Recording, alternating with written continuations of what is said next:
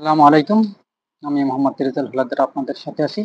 প্রথমে আসি বাংলাদেশ ও ভারত বর্তমান সম্পর্ক নিয়ে একটি প্রতিবেদন। বাংলাদেশ আর ভারত থেকে পণ্য কিনবে না। আপনারা জানেন যে বাংলাদেশ আগে ভারত থেকে অনেক ধরনের কৃষি পণ্য সহ অনেক ধরনের পণ্য আমদানি করত। প্রথমে ভারত হঠাৎ করে গরু আমদানি করা, রপ্তানি করা বন্ধ করে দেয় এবং বাংলাদেশও সেই অফারটা লুফে নেয়। অর্থাৎ কিভাবে? তখনই বাংলাদেশে কিন্তু ভাগ্যের চাকা একটা ঘুরে যায়। অর্থাৎ বাংলাদেশের যত বড় বড় খামারি আছে তারা চিন্তা ভাবনা করতে থাকে যে ইন্ডিয়া থেকে তো আর কখনোই বাংলাদেশকে গরু দেবে না। তাই তারা গরু বাংলাদেশে বড় বড় ফার্ম করার চিন্তা ভাবনা করে এবং অনেকে এই গরু ফার্ম করে লক্ষ লক্ষ টাকা ইনকাম করে। এখন বর্তমানে ইচ্ছা করলে বাংলাদেশ বিশ্বের যে কোনো জায়গায় গরু রপ্তানি করার মতো পর্যায়ে পড়ে গেছে। অর্থাৎ বাংলাদেশে এখন অনেক গরু খামার আছে। সুপ্রিয় দর্শক, ভারত থেকে বাংলাদেশিরা অনেক ধরনের পণ্য ক্রয় করত, অর্থাৎ আমদানি করত এবং ভারতও বাংলাদেশের কাছে অনেক টাকার পরিমাণ পণ্য রপ্তানি করত। আলু, পেঁয়াজ, রসুন থেকে শুরু করে কৃষি অনেক পণ্য বাংলাদেশে রপ্তানি করে তারা কোটি কোটি টাকা ইনকাম করত। তবে বাংলাদেশের লাভ ছিল তারা, যেমন ভারত একটা পার্শ্ববর্তী দেশ আমাদের, অর্থাৎ প্রতিবেশী দেশ আমরা যেটাকে বলি, তাদের কাছ থেকে আমরা পণ্য সামগ্রী কিনলে একটা পেইং খরচ আছে, আপনারা জানেন সেই খরচটা অনেক কম হয়। কিন্তু হঠাৎ করে তারা পেঁয়াজ বন্ধ করে দেয়। বন্ধ করে দেওয়ার পর পেঁয়াজের দাম বাংলাদেশকে আকাশচুম্বী হয়ে যায়। অর্থাৎ পেঁয়াজের দাম 240 টাকা করে কেজি হয়ে যায়। যাই হোক, এরকম একটার পর একটা নাটক তারা করতে থাকে। করার পর বাংলাদেশের কৃষকেরা আবার সেটাকেও আবার দারুণভাবে মোকাবিলা করে। কিভাবে? বর্তমানে বাংলাদেশ যখন ইন্ডিয়া পেঁয়াজ ও কৃষি পণ্য রপ্তানি বন্ধ করে দেয়, তখন বাংলাদেশ পাকিস্তান ও চীন থেকে পেঁয়াজ, রসুন, আলু, পেঁয়াজ সহ বিভিন্ন জিনিস আমদানি করে। এমত অবস্থায় দেখতে আছে যে তাদের কাছ থেকে এসব আমদানি করতে অনেক প্রচুর ব্যয়বহুল খরচ হয় এবং বাংলাদেশে তা একটা সিন্ডিকেটের মতো তৈরি করে এবং সেই সিন্ডিকেট ভেঙে দেওয়ার জন্য সরকার অনেক চেষ্টা করা সত্ত্বেও কিন্তু পারে না। তারপর হঠাৎ করে যখন এইসব আমদানি বন্ধ করে দেয়, তখন বাংলাদেশের কৃষকেরা আবার কি করে? তারা তড়িঘড়ি করে আবার প্রচুর পরিমাণ পেঁয়াজ এবং রসুন, তারপর আদা, এগুলো সব উৎপন্ন করা শুরু করে। অর্থাৎ কৃষিতে বাংলাদেশ অনেক দূর এগিয়ে যায়। যাই হোক, এখন বর্তমানে ইচ্ছে করলে ইনশাল্লাহ আমরা, আপনারা জানেন যে বাংলাদেশের পেঁয়াজ, রসুন এবং আদা, পেঁয়াজ এগুলোর মান বিশ্বের সবচেয়ে ভালো, অর্থাৎ সেরা মানে হচ্ছে বাংলাদেশের পেঁয়াজ, রসুন, আদা এগুলো। কিন্তু এগুলো ইচ্ছা করলে এখন বাংলাদেশ বাহিরে রপ্তানি করতে পারবে এমন পর্যায়ে পৌঁছেছে।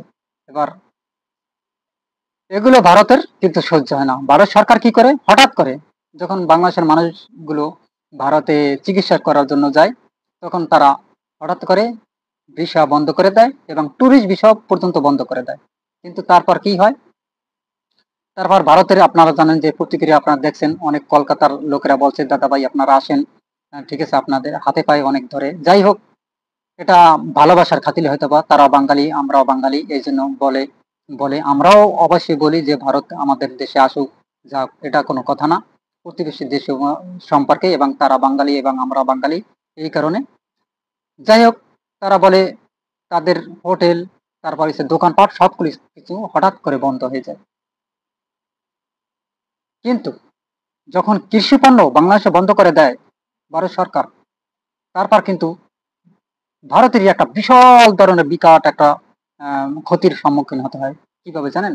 কৃষকেরা সবাই আন্দোলন করে, অর্থাৎ প্রতিবাদ করে, আলু, পেঁয়াজ, রসুন সব রাস্তায় বিছিয়ে তারপর তাদের আলু, পেঁয়াজ গুলো টনের পর টন পচে যায়, কেউ ক্রয় করে না।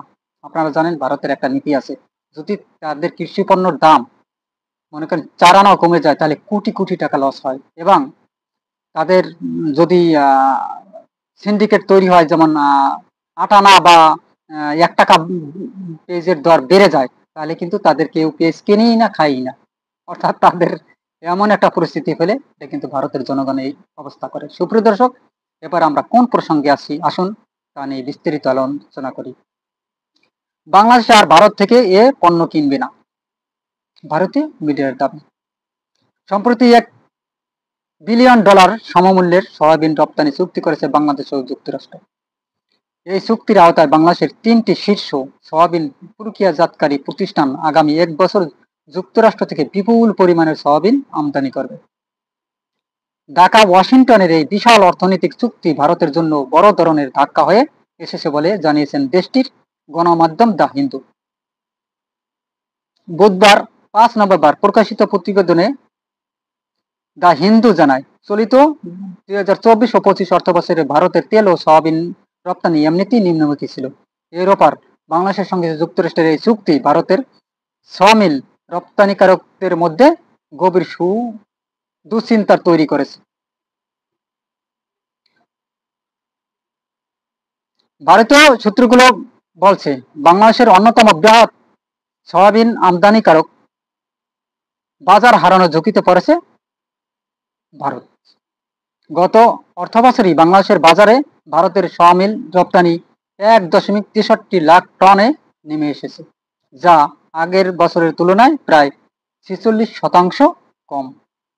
ভারতের সয়াবিন প্রসেস অ্যাসোসিয়েশন পরিচালক DN পাঠক এ বিষয়ে বলেন, বাংলাদেশের যুক্তরাষ্ট্র থেকে স্বল্প মূল্যে প্রচুর সয়াবিন কিনছে। এর ফলে 2024-2025 তেল বছরে আমদানিতে রপ্তানিতে তীব্রভাবে কমে গেছে।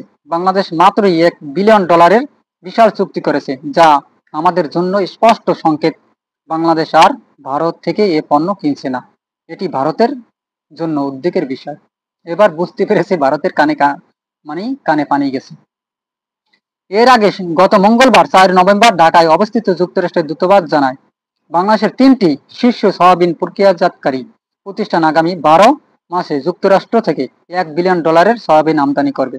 এই চুক্তির মাধ্যমে বাংলাদেশ শুধু খাদ্য নিরাপত্তায় নয়, কূটনীতিকভাবে যুক্তরাষ্ট্রের সঙ্গেও আরও মজবুত সম্পর্ক করেছে, যার ফলে দক্ষিণ এশিয়ার ভারতের একক প্রভাবের ভারসাম্যের নতুন সমীকরণ তৈরি হচ্ছে। সুপ্রিয় দর্শক, আপনারা কি মনে করেন? এই যে ভারত গরু বন্ধ করে দিয়েছে, ভারতের ট্যুরিস্ট ভিসা এবং এই যে চিকিৎসার জন্য ভারত যেত বাংলাদেশের মানুষ, সেটা বন্ধ করে দিয়েছে, এতে কি ভারতের লাভ হয়েছে না ক্ষতি হয়েছে? অবশ্যই কমেন্টের মাধ্যমে দেখবেন। এখন বর্তমানে বাংলাদেশ কিন্তু পেঁয়াজ রসুন স্বয়ংসম্পূর্ণভাবে উৎপন্ন হয়। যদিও কিছু কেনা লাগে, তাহলে আমরা পাকিস্তান ও চায়নার কাছ থেকে আমরা ক্রয় করতে পারি। যাই হোক, টাকা থাকলে বাঘের চোখে মেলে, এটা কথা ঠিক। কিন্তু কথায় আছে যে আমরা প্রতিবেশী দেশের সাথে যদি সম্পর্কটা ভালো রাখি, অর্থাৎ ইন্ডিয়ার সাথে আমরা যদি সম্পর্কটা ভালো রাখি, তাতে ইন্ডিয়ারও লাভ, বাংলাদেশেরও লাভ। কিন্তু এটা ভারতের যে কিছু প্রভাবশালী নেতারা, অর্থাৎ মোদী সরকার, তা বোঝে না। দেখেন, ভারত ও বাংলাদেশের জনগণের মধ্যে সম্পর্ক নষ্ট হয়েছে একটা কারণেই আপনারা জানেন। 2024 সালে ছাত্র জনতার গণ অভ্যুত্থানে সাবেক প্রধানমন্ত্রী শেখ হাসিনা যখন দেশ ছেড়ে পালিয়ে ভারতে যায়, তখন বাংলাদেশের অন্তর্বর্তীকালীন সরকার ভারত সরকারকে একটা চিঠি দেয় তাকে ফিরিয়ে আনার জন্য। তার কোনো প্রত্যুত্তর দেয় না। এ কারণে ভারতের সরকারের সাথে এবং বাংলাদেশের জনগণের সাথে একটা বিরূপ প্রতিক্রিয়া হয়। এরও আরো বিভিন্ন অনেক কারণ আছে, সেগুলি আমরা না চাই, আমরা মূল আলোচনায় আসি। এখন বর্তমানে আপনারা দেখছেন, ভারত থেকে তারা পেঁয়াজ বাংলাদেশে রপ্তানি করে না, রসুন রপ্তানি করে না, কোনো কিছু পণ্য সামগ্রী বাংলাদেশে রপ্তানি করতে চায় না বা করে না।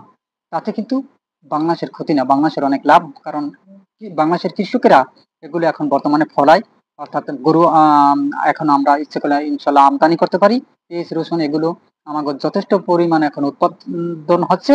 আমরা ইনশাল্লাহ আগের তুলনায় উৎপাদন অনেক বাড়িয়ে দিয়েছি। যাই হোক, মূল আলোচনায় আসি।